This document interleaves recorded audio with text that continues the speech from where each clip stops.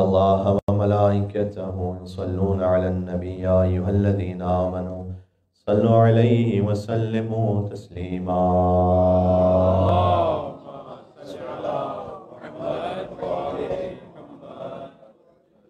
أعوذ بالله من الشيطان الرجيم. بسم الله الرحمن الرحيم. لا حول ولا قوة إلا بالله العلي العظيم. حسبنا الله ونعم الوكيل، نعم المولى ونعم النصير، وبه نستعين وهو خير ناصر ومعين. وصلى الله على رسوله الكريم حبيب إله العالمين سيدنا ونبينا ومولانا بالقاسم محمد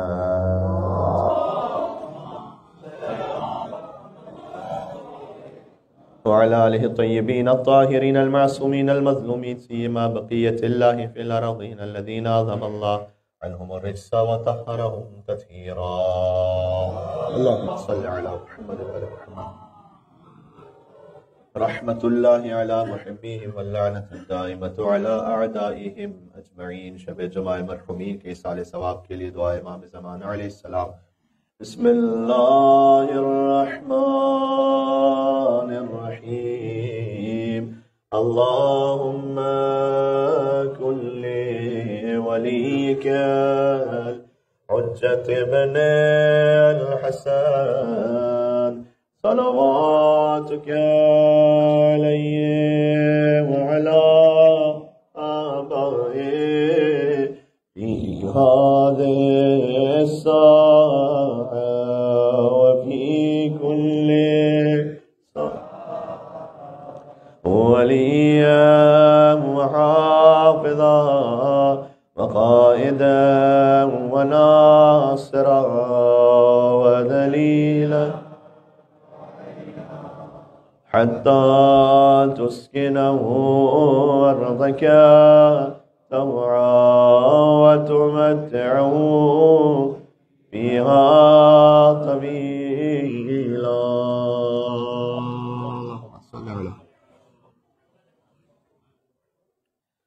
أما بعد فقد قال الله الحكيم في كتابه المجيد. بسم الله الرحمن الرحيم. أنتم أشد خلقا أم السماء بناء رفع سمكها وسواها وأغطش ليلها وأخرج ضحاها والأرض بعد ذلك دحاها. نعرہ الصلوات. صلی علی محمد.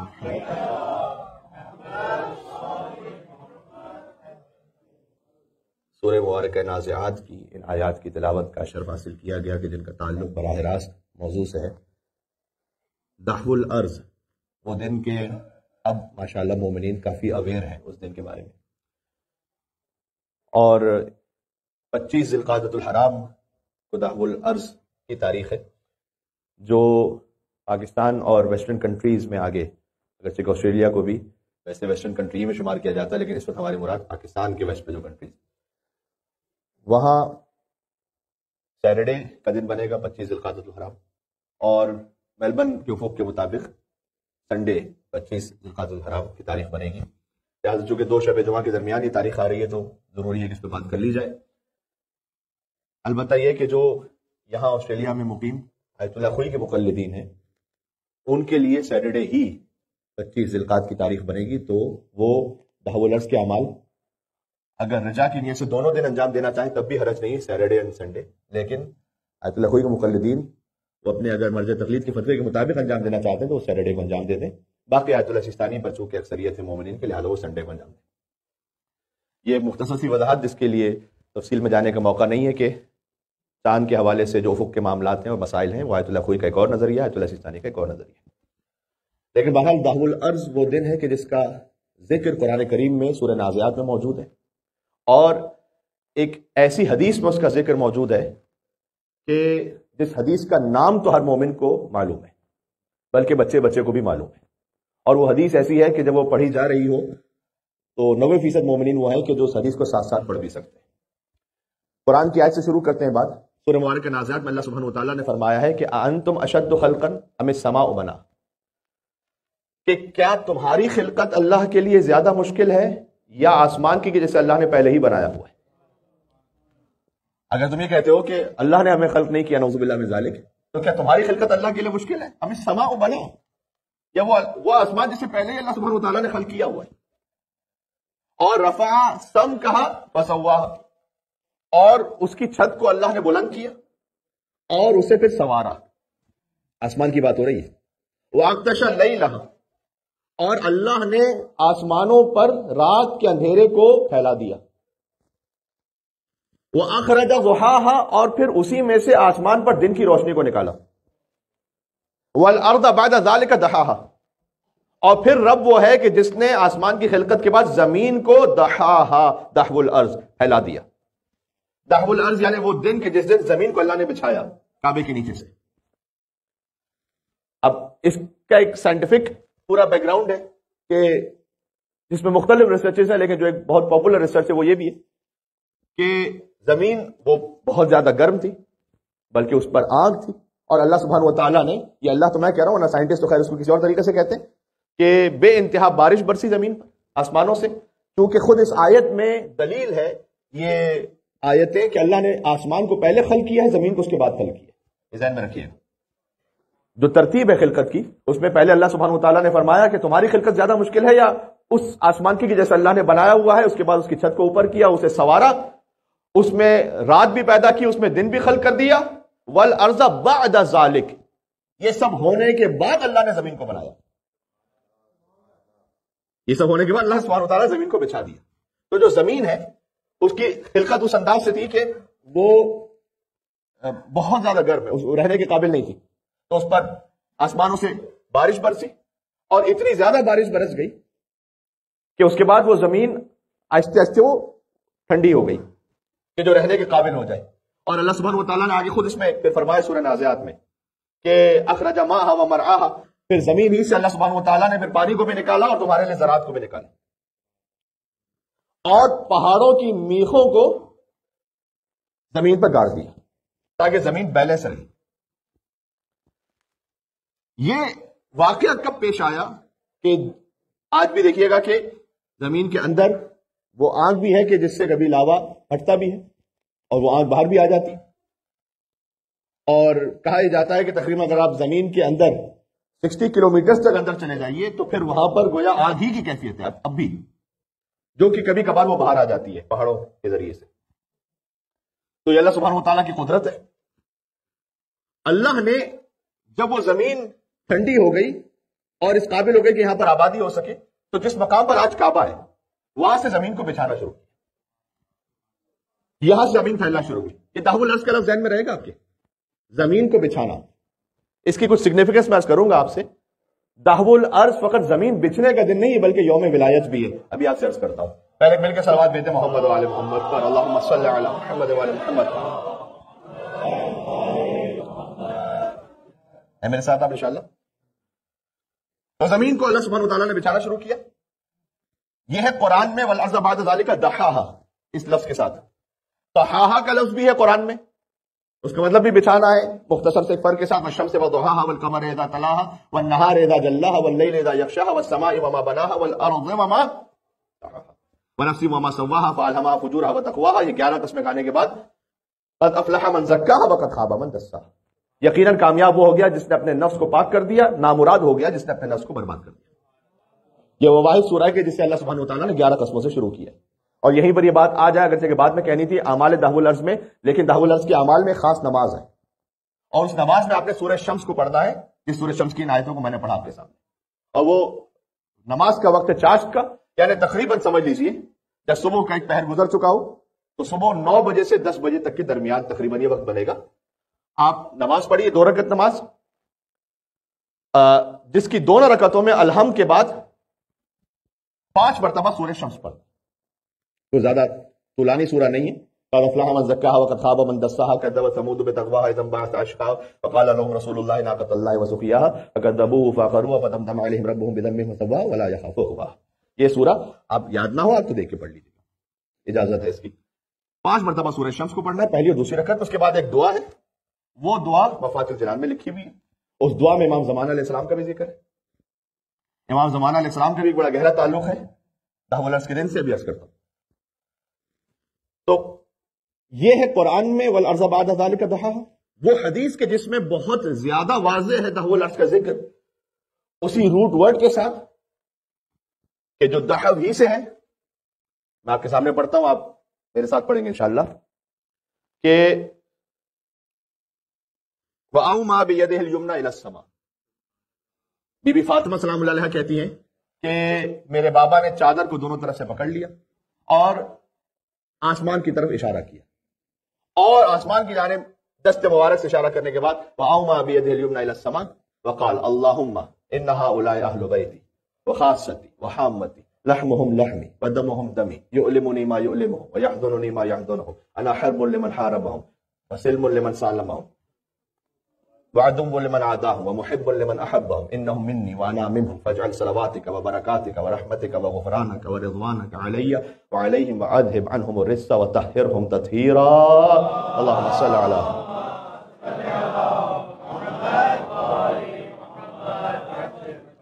یہاں اللہ کے رسول نے اس بات کو مکمل کیا, وہاں اللہ سبحانہ وتعالیٰ نے عرش سے کہنا شروع کیا وقال اللہ عز وجل یا ملائکتی و یا سکان سماواتی, اے ملائکہ اور اے آسمان کی مخلوقات.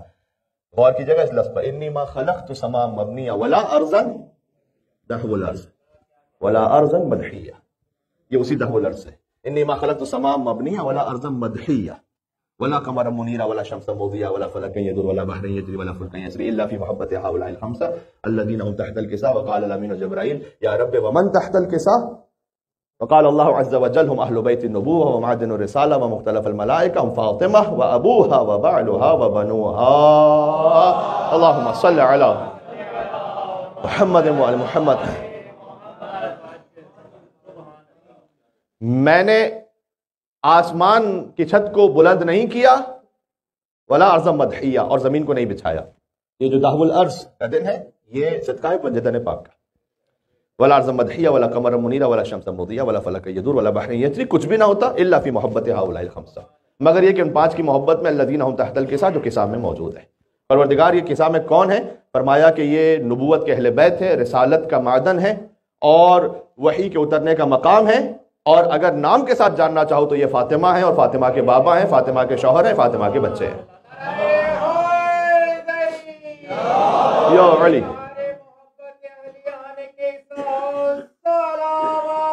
اللہم صلی علی محمد وعلی محمد. یہ 25 ذوالقعدہ کی تاریخ ہے. میں اہم ترین عمل جو اکثر مومنین جانتے ہیں وہ ہے روزہ رکھنا. اگر آپ پر رمضان کا کوئی قضا روزہ ہے یا مستورات پر ان کے مخصوص ایام کی وجہ سے جو روزے قضا ہو جاتے ہیں اور اب تک انہوں نے قضا مکمل نہیں کی اور ان پر قضا اس طرح سے باقی ہے, تو آپ قضا کی نیت سے روزہ رکھیں گے, لیکن قضا اتر بھی جائے گا اور انشاءاللہ 25 ذوالقعدۃ الحرام روزہ رکھنے کا ثواب بھی عطا ہوگا. یہ وہ روزہ ہے کہ جو سال کے 4 اہم ترین روزوں میں سے ایک ہے. 4 دن ایسے ہیں کہ جہاں پر معصومین علیہ السلام کی خاص تاکید ہے کہ روزہ رکھا جائے. پہلا ہے اس میں 17 ربیع الاول کا دن, روزے ولادت سرکار ختمی مرتبت صلی اللہ علیہ وآلہ وسلم, اللہم صلی علی محمد وعلی محمد, و ولادت امام جعفر صادق علیہ السلام, اللہم صلی علی محمد وعلی محمد. 27 رجب المرجب عید مبعث, جب سرکار ختمی مرتبت نے نبوت کا اعلان فرمایا, پہلی وحی کا نزول ہوا. اقرا بسم ربک الذی خلق, خلق الانسان من علق, اقرا وربک الاکرم الذی علم بالقلم, علم الانسان ما لم یعلم. یہ 5 آیتیں نازل ہوئی. 18 ذی الحج جب دین مکمل ہو گیا اور صلوات کا ساتھ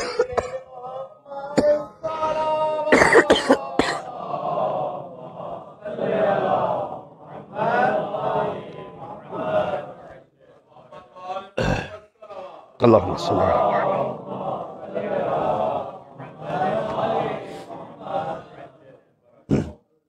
آج کی شب کی حد تک شاید آپ کو تھوڑے سے بریکس برداشت کرنے پڑیں گے, میں کوشش کرتا ہوں کہ تسلسل سے بات ہوتی رہے.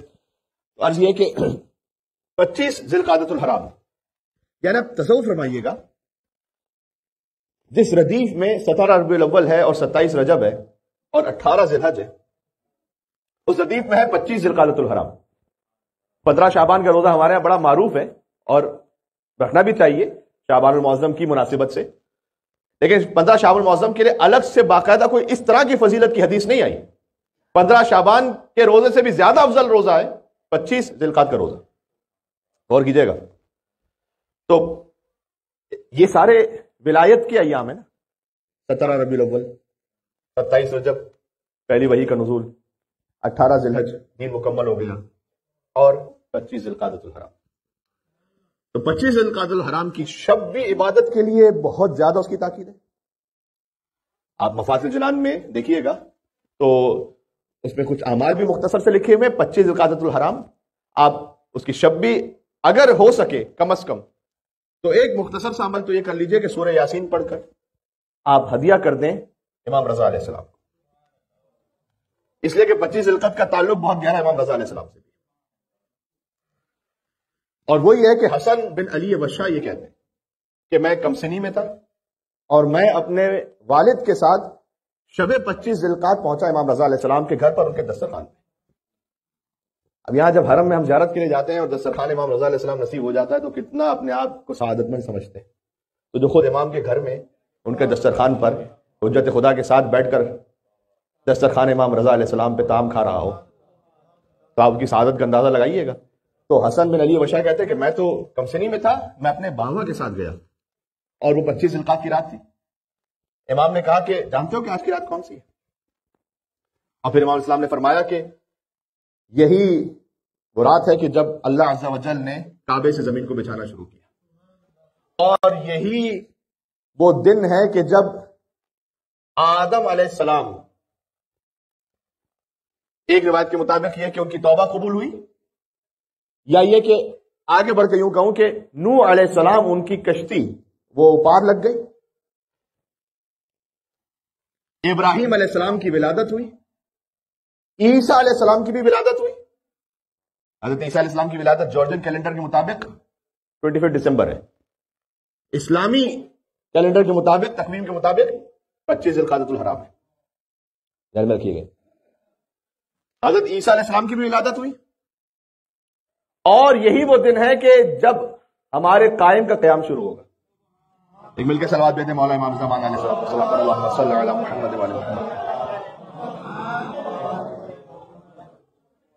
البتہ یہ جو روایت میں نے ابھی آپ کے سامنے عرض کی اس میں بظاہر میرے ذہن میں جو اس وقت آ رہا ہے جو حضرت آدم علیہ السلام کی توبہ کا جملہ بظاہر شاید نہیں ہے اس روایت میں، تو میں اس کو فی الحال اپنی خطابت سے واپس لے لیتا ہوں، کیونکہ بظاہر شاید حضرت نوح علیہ السلام سے وہ روایت ہے کہ حضرت نوح علیہ السلام کی کشتی پار لگ گئی اس دن، حضرت ابراہیم علیہ السلام کی ولادت، حضرت عیسیٰ علیہ السلام کی ولادت، اور ہمارے قائم حضرت حجت کا قیام شروع ہوگا. اللہم صلی علی محمد و علی محمد. ان ساری مناسبتوں کا تعلق ہی اللہ کی ولایتوں سے. حضرت نوح علیہ السلام کی کشتی میں جو سوار ہو گیا وہ نجات پا گیا. اہل بیت کی مثال کشتی نوح کی طرح سے ہے، جو اس میں سوار ہو گیا وہ نجات پا گیا. حضرت ابراہیم علیہ السلام وہ ہستی ہیں کہ جن کے لیے واضح طور پر اللہ سبحانہ و تعالیٰ نے قرآن میں اعلان فرمایا وہ پہلے نبی، انی جاعلک للناس اماما. اے ابراہیم ہم نے آپ کو انسانوں کا امام بنایا. ابراہیم علیہ السلام مقام امامت پر ہے، اور وہ مقام امامت پر اس انداز سے ہیں کہ یعنی کتنے امتحانات سے گزرے. 100 سال تک اولاد ہی نہیں، اور 100 سال بعد جب اللہ سبحانہ و تعالیٰ اولاد عطا بھی کرے اور وہ جوان ہو جائے تو اللہ تعالیٰ حکم دے کہ جاؤ منا کے مقام پر اور اپنے ہاتھوں سے ذبح کرو. اور پھر اللہ سبحانہ و تعالیٰ اس امتحان میں حضرت ابراہیم علیہ السلام کو جب کامیابی نصیب ہو جائے تو پھر ایک منزل وہ آئے کہ جب اللہ تعالیٰ یہ کہے کہ اپنے خانوادے کو اس مقام پر چھوڑ دو کہ واد غیر ذی زرع، جہاں پر کوئی زراعت نہیں، کوئی آبادی نہیں. اس سے پہلے کا واقعہ البتہ یہ ذبح کرنے سے پہلے کا واقعہ کہ جب پہلے حضرت اسماعیل کو وہاں پر چھوڑا اور ان کے پیروں کے رگڑنے سے زمزم جاری ہوا، اور امتحانات کی ایک طویل فہرست ابراہیم علیہ السلام گزرے اور پھر اس بات پہ قابل بنے کہ اللہ تعالیٰ کہے کہ ہم نے آپ کو انسانوں کا امام بنایا. حضرت عیسیٰ علیہ السلام کا کیا تعلق ہے امامت سے وہ تو مجھے بتلانے کی ضرورت نہیں ہے، جو 2000 سال سے اس بات کے منتظر ہیں کہ میں فرزند فاطمہ کے پیچھے نماز پڑھوں. بات واضح ہو رہی ہے؟ اللہم صلی علی محمد و علی محمد.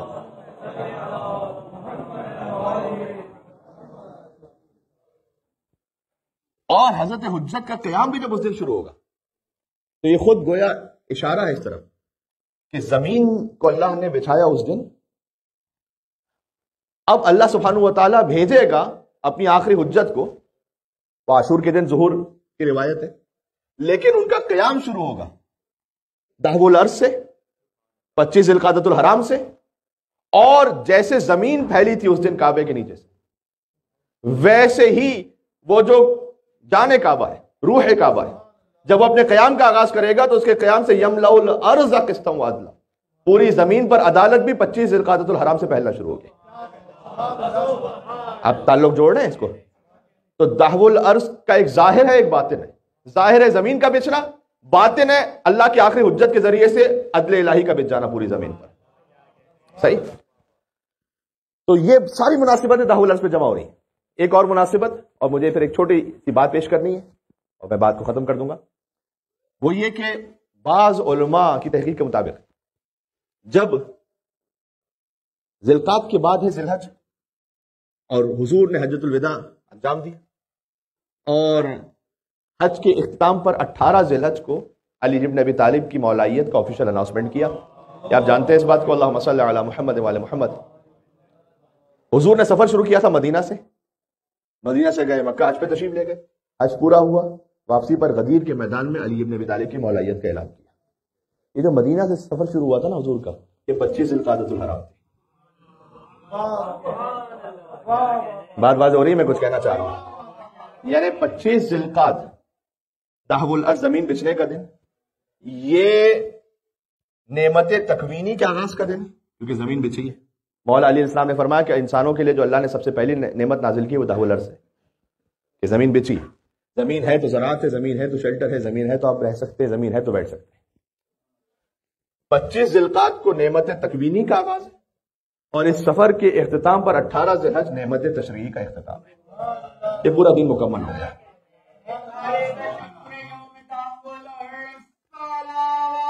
اللہم صلی علی محمد وعلی محمد۔ زمین بچھی ہے 25 ذوالقعدہ، علی کی مولائیت کا اعلان 18 ذی الحج، 25 ذوالقعدہ تراب سے مخصوص ہے، 18 ذی الحج ابو تراب سے مخصوص ہے۔ بات واضح ہو رہی ہے؟ تو یہ پورا سفر ہے۔ اچھا، اتنے اہم ترین دن پر بھی اللہ سبحانہ و تعالیٰ نے 25 ذوالقعدہ جب زمین بچھی، اور زمین ہی کی وجہ سے سب کچھ ہے جو اس وقت دنیا میں ہے، یہ نہیں کہا کہ آج کے دن دین مکمل ہوا اور نعمتیں تمام ہوئی۔ نعمت تمام نہیں ہوئی، نعمت تمام ہوئی ہے غدیر کے دن۔ جیسے زمین نہیں ہے تو زندگی نہیں ہے، ویسے ولایت نہیں ہے تو دین نہیں ہے۔ یہ آپ اس تسلسل کو جوڑ لیجیے گا۔ تو یہ خاص اور خاص اللہ کی نعمت کا دن ہے۔ روزہ رکھنا، ایک روایت کے مطابق امام رضا علیہ السلام سے حسن بن علی وشا کی ملاقات ہوئی کہ روزہ رکھو 25 ذوالقعدہ، 60 مہینوں کے روزے کا ثواب۔ ایک روایت کے مطابق فرمایا 70 سال کے روزے کا ثواب۔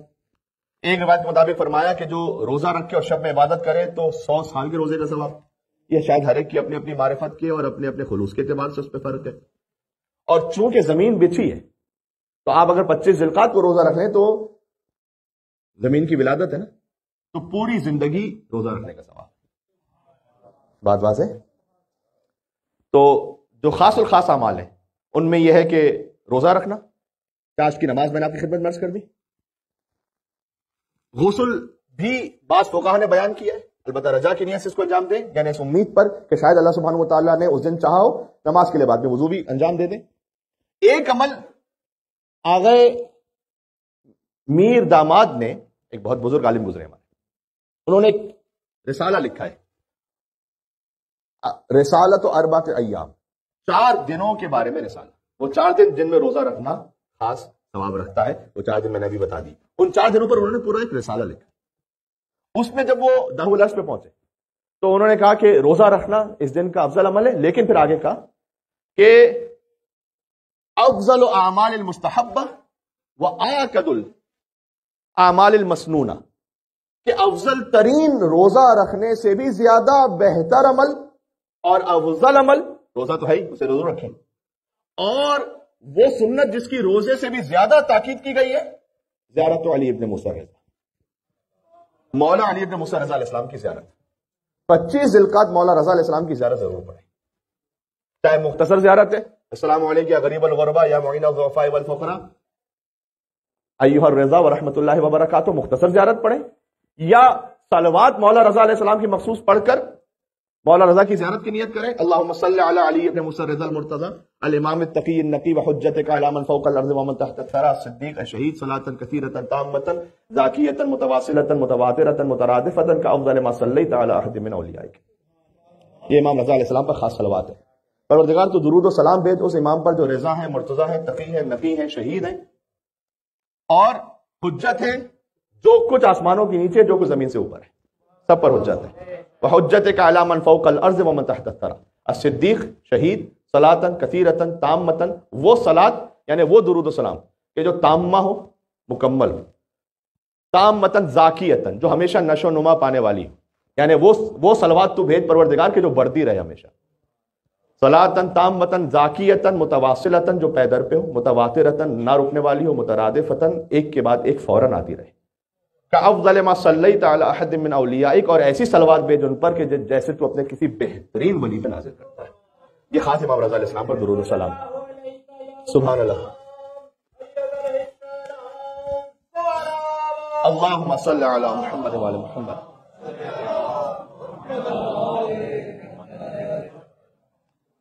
ذی القعدۃ الحرام کا جو مہینہ ہے نا، اس کو آپ ماہ امام رضا علیہ السلام بھی کہہ سکتے ہیں. امام رضا علیہ السلام سے ہی پورا مہینہ منسوب ہے. 11 ذی القعدۃ الحرام سن 148 ہجری امام رضا علیہ السلام کی ولادت. 23 ذی القعدۃ الحرام ایک روایت کے مطابق میں نے عرض کر دیا امام رضا علیہ السلام کی شہادت. امام رضا علیہ السلام کی شہادت کی جو تاریخیں ہیں، 17 صفر المظفر بھی ہے تاریخ میں جو بر صغیر میں زیادہ معروف ہے. آخر ماہ صفر جو ایران و عراق میں زیادہ معروف ہے. 23 ذی القعدۃ الحرام جو اہلیان پنجاب میں بالخصوص زیادہ معروف ہے اور شیخ عباس قمی نے مفاتیح الجنان میں اسے لکھا ہے. لیکن 21 رمضان بھی ایک روایت ہے امام رضا علیہ السلام کی شہادت کی. 18 جمادی الاول بھی ہے، آخر ذی القعدہ بھی ہے. اور کون سے سن میں امام کی شہادت ہوئی؟ 202 ہجری، 203 ہجری یا 206 ہجری. یہ ساری روایتوں کا خلاصہ یہ آدھے منٹ میں نے آپ کے سامنے پڑھ دیا. تو امام رضا علیہ السلام کی شہادت کی ایک روایت 23 ذی القعدۃ الحرام بھی. 25 ذی القعدۃ الحرام یوم دحو الارض امام رضا علیہ السلام کی زیارت کا مخصوص دن. اور 29 ذی القعدۃ الحرام کہ جو آنے والی ہے نیکسٹ ویک، وہ شہادت فرزند امام رضا علیہ السلام. 29 ذی القعدۃ الحرام یعنی شہادت امام محمد تقی الدین جواد علیہ السلام. ٹھیک، جو میں نے عرض کیا کہ میلبرن کی تاریخ کے مطابق شب شہادت ہوگی وینسڈے کو. تو ایک خیال بہرحال میٹنگ کے دوران ڈسکشن میں یوں آیا کہ وینسڈے کو شب شہادت ہے تو ہم ایسا کریں کہ تھرسڈے کے ساتھ ہی ملا کے کیا پروگرام رکھ لیں. تو بہرحال لیکن طے یہی پایا اور سب کا کنسنسس پر رہا کہ جو شب شہادت ہے اسی میں پروگرام. تو شب شہادت وینسڈے اگرچہ کہ ورکنگ ڈے، لیکن مجھے آپ سے کبھی امید ہے کہ آپ انشاءاللہ جیسے ہمیشہ شبہ شہادت میں بالخصوص تشریف لائیں گے. 6:30 بجے نماز مغربین جماعت کے ساتھ شروع ہوگی اور 7 بجے حدیث قصہ اور 2 سلام اور 7:30 بجے خطابت. یہ ذہن میں رکھیے گا چونکہ اس دن دعائے کمیل کی شب تو نہیں ہے، لہٰذا خطابت کا وقت شب جمعہ سے تھوڑا سا ارلی رہے گا. تو آپ سے گزارش ہے کہ وینسڈے شب شہادت امام محمد تقی علیہ السلام کی مجلس میں تشریف لائیے گا اور تھرسڈے کو دن گزر جائے گا اور پھر جب شب آ جائے گی تو وہ شب یکم ذی الحجۃ الحرام جو جشن کی تاریخ ہے، جشن عقد امیر کائنات اور سیدۃ النساء العالمین. اللہم صلی علی محمد وعلی محمد.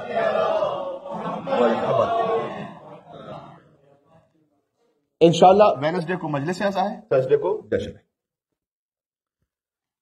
تو ذی القعدہ کا مہینہ امام رضا علیہ السلام سے گویا منسوب ہے. ایک نکتہ نعمت الہی کے حوالے سے عرض کرنا تھا، وقت تھوڑا سا گزر چکا ہے لیکن میں اس کو مختصر کر کے پیش کر دوں. اللہ سبحانہ وتعالیٰ کی عظیم ترین نعمت ہمیں حاصل ہوئی 25 ذی القعدۃ الحرام کو، یوم دحو الارض. لئن شکرتم لازیدنکم، اگر تم شکر کرو گے تو میں، یہ ایک ترجمہ کیا جاتا ہے نعمت کو بڑھا دوں گا. اللہ تعالیٰ نے یہ نہیں کہا لئن شکرتم لازیدن نعمتکم، اگر شکر کرو گے تو نعمت بڑھا دوں گا. یہ نہیں کہا اللہ نے، اگرچہ اس کا مفہوم مطلب یہ نکلتا بھی ہے، لیکن اس کا جو اصل ترجمہ ہے وہ یہ ہے لئن شکرتم لازیدنکم، اگر تم شکر کرو گے نعمتوں پر تو تمہیں بڑھا دوں گا. یعنی تمہاری ظرفیت اور قابلیت کو بڑھا دوں گا، نعمت کو نہیں بڑھاؤں گا. جب تمہاری قابلیت بڑھ جائے گی اور لیاقت بڑھ جائے گی تو نعمت خود بخود بڑھ جائے گی. یہ بات ذہن میں رکھیے گا. اللہ سبحانہ و تعالیٰ جب نعمت عطا کرتا ہے نا کوئی بھی، تو وہ بے نہایت دانا بھی ہے اور بے نہایت توانا بھی ہے. یعنی بے انتہا علم بھی رکھتا ہے، اس کی کوئی حد نہیں ہے علم کی، اور بے انتہا عطا بھی کر سکتا ہے، عطا کی بھی کوئی حد نہیں. ولا تزیدہ کثرۃ العطاء الا جودا و کرما، دعا افتتاح. پروردگار تیری عطا سے تیرے جود و کرم میں اضافہ ہی ہوتا جاتا ہے، خزانوں میں کوئی کمی نہیں ہوتی. تو اللہ سبحانہ و تعالیٰ پھر نعمت عطا کر کے کسی موقع پر روک کیوں دیتا ہے؟ وہ یہ کہ انسان میں جتنی لیاقت اور ظرفیت ہوتی ہے اتنا اللہ عطا کرتا ہے، ورنہ وہ نعمت اس کے لیے وبال بن جائے گی آخرت میں. بات واضح ہو رہی ہے؟ فرض کیجئے کہ آپ کا اسٹمک فل ہے اور اس کے بعد بھی کھاتے چلے جائیے تو یہ کھانا فائدہ مند نہیں ہے، نقصان دہ، کیونکہ معدہ ہضم نہیں کر پا رہا. جو مومن ہوتا ہے نا، میں اس کی بات کر رہا ہوں. اللہ سبحانہ و تعالیٰ اس مومن کے لیے اہتمام کرتا ہے کہ اچھا اتنی نعمت تم ہضم کر سکتے ہو، اتنا لے لو، ورنہ آخرت میں یہ نعمت تمہارے لیے وبال جان ہوگی، اس لیے کہ تم اس کا حساب نہیں لے پاؤ گے. اتنا کافی ہے. بات واضح ہو رہی ہے؟ اچھا، یہ جو لیاقت و ظرفیت ہے نا، یہ بہت زیادہ اہم ہے، خاص طور پر روحانی نعمتوں کے معاملے میں. میں مادی نعمتوں کی بات نہیں کر رہا، معنوی نعمت کے بارے میں، کیونکہ امام رضا علیہ السلام ہی سے منسوب شب ہے اور انہی سے منسوب گفتگو ہو رہی ہے. امام رضا علیہ السلام تشریف فرما، ایک شخص آیا، امام سے آ کے کہتا ہے کہ مولا میں فقیر ہوں، ضرورت مند ہوں، کو عطا فرمائی. امام علیہ السلام نے کہا کہ اس وقت بظاہر کچھ دینے کے لیے نہیں ہے. ایسے واقعات بھی ہیں ہمیشہ، فقط یہ نہیں کہ جو امام کے پاس آیا تو امام نے فوراً ہی کوئی معجزہ دکھا کے عطا فرما دیا، اس میں کوئی مصلحت تھی امام کی. امام نے بس اوقات یہ بھی کہا کہ اس وقت بظاہر کچھ نہیں ہے کہ تمہاری کوئی کمک ہو سکے. بیٹھ گئے ایک طرف. ایک اور شخص آیا، اب دیکھیں مصلحت کیا تھی اس جواب میں. ایک اور شخص آیا، اس نے کہا مولا آپ کی زیارت کے لیے آیا تھا، آپ کو سلام کرنے کے لیے. وہ جو پہلا شخص تھا نا، جب اس نے یہ کہا کہ مولا مجھے کچھ عطا کیجیے، امام کے سامنے ایک تھال تھا جس میں کچھ انگور تھے. اس وقت اس کو بھی امام نے یہ کہا کہ یہ انگور لو. اس نے یہ کہا تھا کہ مولا میں آپ سے کچھ مدد مانگ رہا ہوں، آپ کہہ رہے ہیں کہ یہ انگور لو. اس کا مطلب ہے کہ ابھی لیاقت و ظرفیت نہیں ہے کہ امام کی جانب سے کچھ عطا کو سنبھال سکے. اللہ اکبر. امام نے کہا بس اس وقت پہ بظاہر کچھ نہیں ہے دینے کے لیے. وہ ایک طرف بیٹھ گیا. دوسرا شخص آیا، کہا مولا آپ کی زیارت کے لیے، آپ کو سلام کرنے کے لیے. امام نے ایک انگور اس کی طرف بڑھایا، کہ یہ لو. بہت ادب و احترام سے لیا. اس نے کہا کہ مولا آج میری زندگی کا ایک سعادت مند ترین دن ہے کہ جب مجھے حجت خدا کے ہاتھوں کو ہدیہ مل جائے.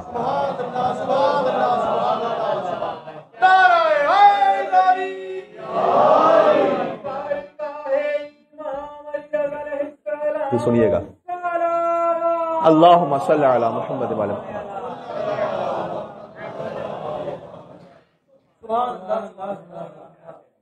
امام کے سامنے جو پورا تھال تھا نا، جس میں انگور کے بہت سارے خوشے تھے، امام نے کہا اچھا یہ بھی لو. پہلے انگور کا ایک دانہ دیا تھا، لیکن شکر تم لازیدنکم، اگر شکر کرو گے تمہاری لیاقت کو بڑھا دوں گا. اس نے کہا مولا میرے لیے تو وہ ایک انگور کا دانہ ہی بہت تھا کہ میں نے نیت یہ کی تھی کہ میں اسے پانی میں اس کا رس بنا کر اور اس کے پانی کا پورا اہتمام کر کے میں اپنے تمام اہل و عیال کو پلاؤں گا. تو آپ نے تو یہ پورا خوشہ ہی مجھے عطا کر دیا. امام علیہ السلام نے اپنے غلام کو بلایا، ایک کاغذ قلم لے کر آؤ، اور کہا کہ یہ انگور جس درخت کا ہے وہ اس کے نام لکھ دو.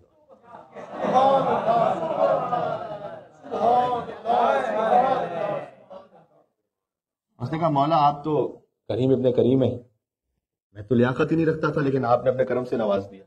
امام نے اپنے غلام سے کہا کہ اس کے نیچے وہ درخت جس باغ کا ہے وہ پورا باغ لکھ دو. اب وہ شخص جو بیٹھا ہوا ہے نا پہلا، وہ دیکھ رہا سارا.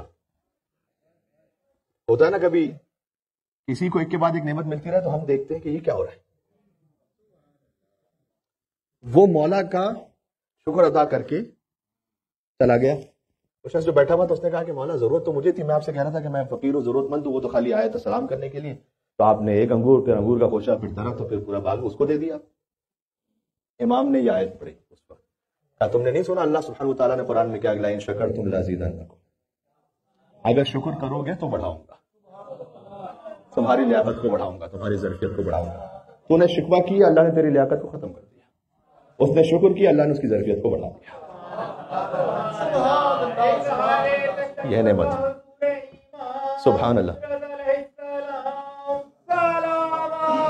اللہم صلی علی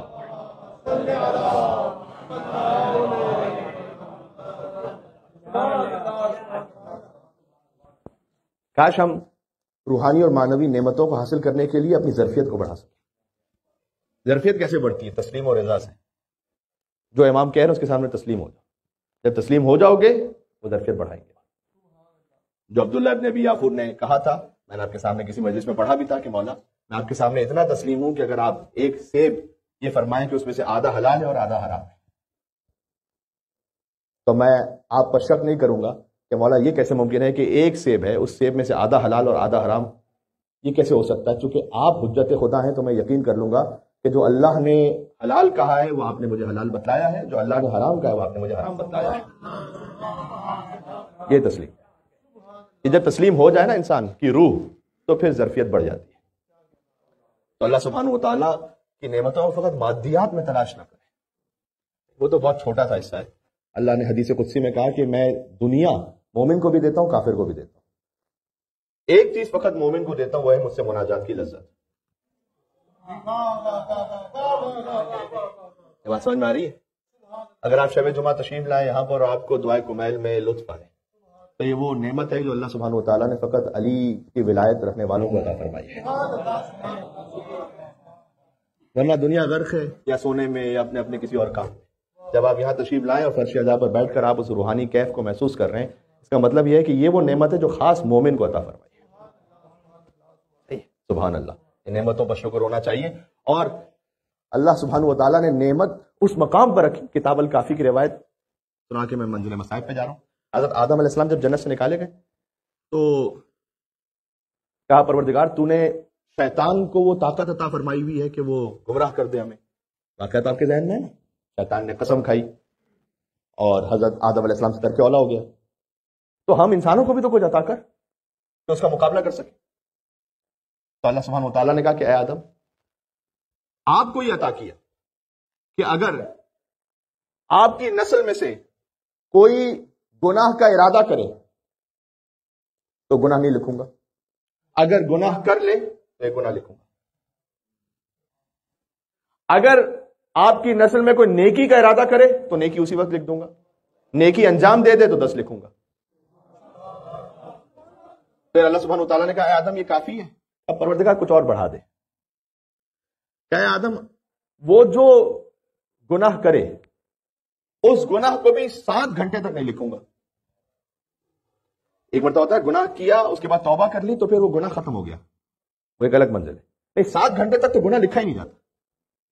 کہ اگر اس سے پہلے ہی شرمندگی ہو جائے اور توبہ کر لے انسان تو وہ لکھا ہی نہیں گیا. وہ یہ مطلب ہے دعائے کمیل کے جملے کا کہ پروردگار کچھ باتیں ایسی ہیں جو کرامن کاتبین کے علم میں بھی نہیں ہے.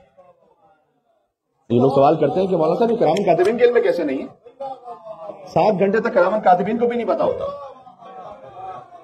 اللہ اکبر. وہ فقط خدا کے علم میں ہوتا ہے. بات پہنچ رہی یہاں سے وہاں تک مل کے سلوات بیتے ہیں محمد وآل محمد رحمت للعالمین رحمت اللہ الواسعہ اللہم صلی علی محمد وآل. 7 گھنٹے تک تو لکھا ہی نہیں جاتا. جب لکھ لیا جائے تو کہا اے آدم اگر کوئی سچے دل سے توبہ کر لے اس موت کے فرشتے کو دیکھنے سے پہلے تک بھی تو اس کے گناہ کو مٹا دوں گا نامہ اعمال سے. حضرت آدم علیہ السلام نے کہا کہ بس پروردگار یہ بہت ہے. اب اگر کوئی لیاقت رکھتا ہو تو تیری اتنی رحمت ہے اس کے ذریعے سے معاف ہو جائے گا، بخشا جائے گا. اگر کوئی اب بھی نہ بخشا جائے اس کا مطلب ہے کہ وہ ظرفیت اور لیاقت ہی نہیں رکھتا تیری رحمت کی. جب بارش برستی ہے نا تو ایک ظرف جو کھلا ہو اس میں اتنا پانی جمع ہو جائے گا، دریا میں دریا جتنا پانی جمع ہوگا. اگر کوئی ظرف بند ہے، یہ میرے پاس میں پی کے اس کو مثال دیتا ہوں آپ کو.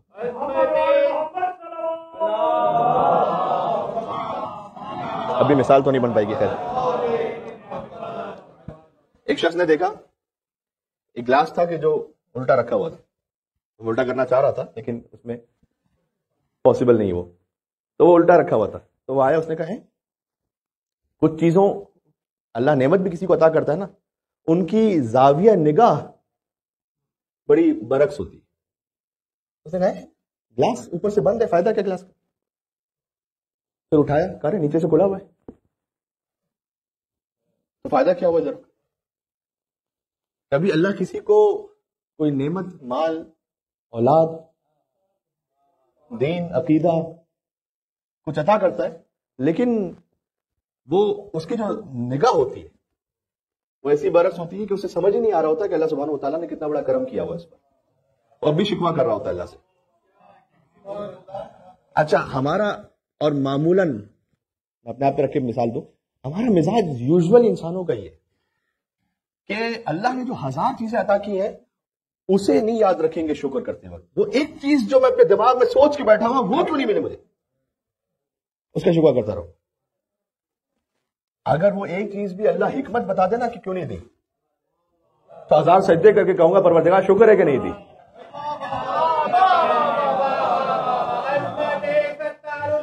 اللہ اکبر، اللہم صلی علی محمد وعلی محمد. پہنچ گئے. اللہ سبحانہ وتعالی شاہ ولایت بحق امام علی ابن موسیٰ رضا علیہ السلام ہمارے قلوب کی ظرفیت میں اضافہ فرمائے انشاءاللہ. عزیزوں، بات امام رضا علیہ السلام ہی پر جاری ہے. میں دعائے کمیل کے آخر میں مولا رضا علیہ السلام کے مصائب کا کچھ ذکر کر چکا ہوں. اب مولا ہی کے حکم پر ایک حدیث سناتا ہوں اور کچھ ذکر مصائب اختتام تک بات پہنچ جائے گی. امام نے فرزند شبیب سے کہا، ان کنت باقیا لشیء فابکی للحسین، جب بھی رونا آئے تو حسین پر ضرور رونا. فإنه يذبح كما ذبح الكبش، اس لیے کہ حسین کو ایسے ذبح کیا گیا جیسے گوسفند کو ذبح کیا جائے. یہ امام رضا علیہ السلام نے کیوں فرمایا کہ گوسفند کو ذبح کیا جاتا ہے ویسے حسین کو ذبح کیا گیا؟ مصلحت تو امام علی ابن موسیٰ رضا علیہ السلام جانتے ہیں. مولا رضا کے نام پر جو تشریف لائے آج مجلس میں گریہ کرنے کے لیے، وہ اس بات کو ضرور سنیں. جب گوسفند کو ذبح کیا جاتا ہے تو اسے تو پانی پلایا جاتا ہے. حسین تو 3 دن کے بھوکے پیاسے 2 نہروں کے درمیان فرات کے قریب مارے گئے.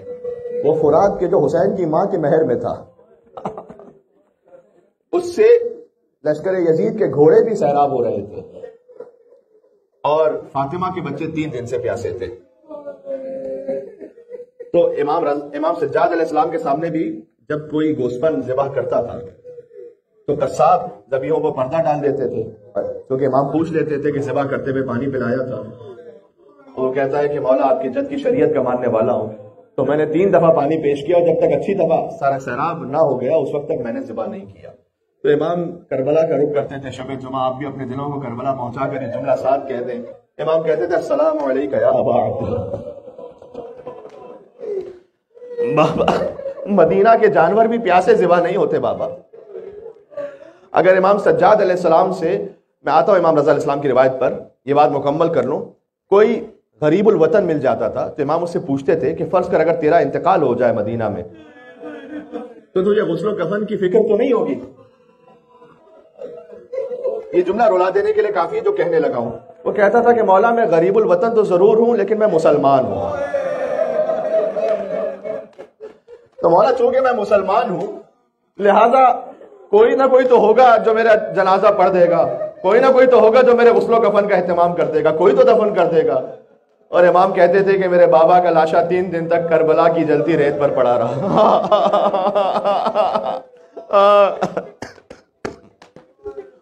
امام رضا علیہ السلام نے جو کہا کہ ایسے ذبح کیا گیا جیسے گوسفند کو ذبح کیا جاتا ہے، تو مولا میں آپ سے دستیازت جوڑ کے پوچھوں کہ ایک اور بھی حکم ہے، ابھی قربانی کا مہینہ آنے والا ہے نا، ایک اور بھی حکم ہے کہ جتنا تیز دھار سے جانور ذبح کر لو بہتر ہے تاکہ تکلیف کم سے کم ہو.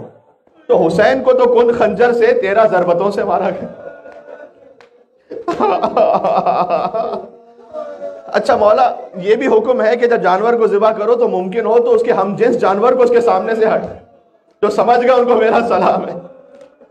لیکن حسین تو ایسے ذبح ہوئے کہ 70 قدموں کے فاصلے سے بہن ہی دیکھ رہی تھی اور فریاد کر رہی تھی کہ اما فیکم مسلم، کیا تم میں کوئی ایک بھی مسلمان نہیں ہے کہ جو حسین کو ذبح ہونے سے روک لے؟